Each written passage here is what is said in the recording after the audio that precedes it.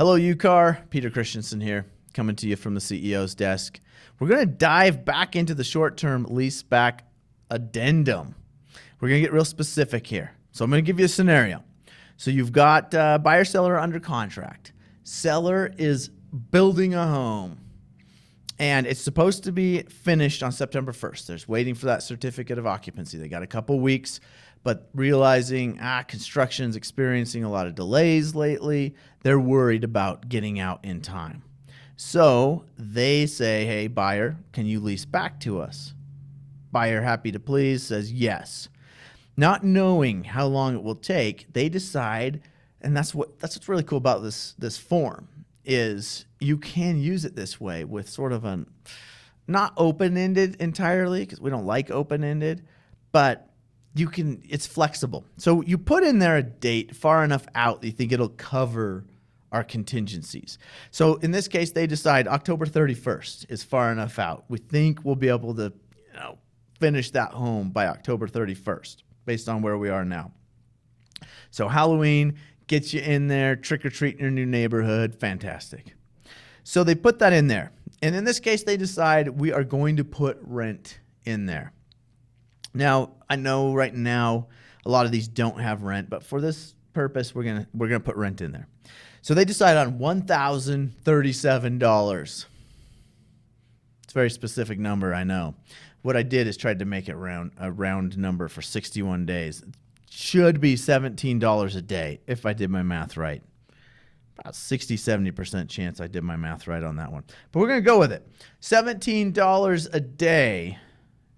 And so it comes out to $1,037. And so you notice so this is all in section 2 of the short-term lease-back addendum. You notice in section 2A3, it gives the seller the option to shorten the lease-back term. And maybe that's not always very applicable or important, but it can be. In this scenario, it's a really good tool to use. So basically, I can give you, buyer, 4 days notice, and I can end this lease-back term.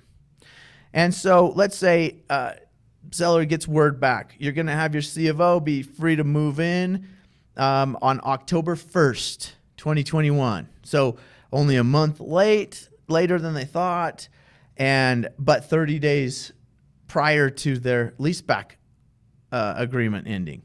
They want to move in day one. So they give the buyer notice on September 26th, 4 days prior to them wanting to actually leave. So they give the notice 4 days prior, we're going to be leaving, and they kick in this shortening, the short-term leaseback. So why does this matter? Well, you just look at section 2B, proration of rent. So if they marked one that says rent shall not be prorated, buyer keeps all $1,037 of those dollars because they didn't prorate it. But if they checked box 2, then the rent will be prorated. So you calculate a daily rate. I already did that for you. It's $17 a day, and you take off the period that is shortened. So in this case, if I did my math right, again, 60-70% chance I did, $510 will be returned to the seller. So nice little incentive for the seller to end that term as soon as they can. You could play with this to use that incentive to motivate the seller to not go long. But it just is a way, another tool, a way you can use this addendum to fit the needs of your buyers and sellers. So understand how that works. Remember, this is not specific legal advice. This is legal information only. If you need specific legal advice, please contact your attorney. Thanks for tuning in. If you have questions about this short-term lease-back addendum, please leave them in the comments section. We can try to cover them here.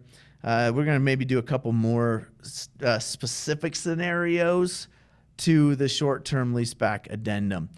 Thanks for tuning in.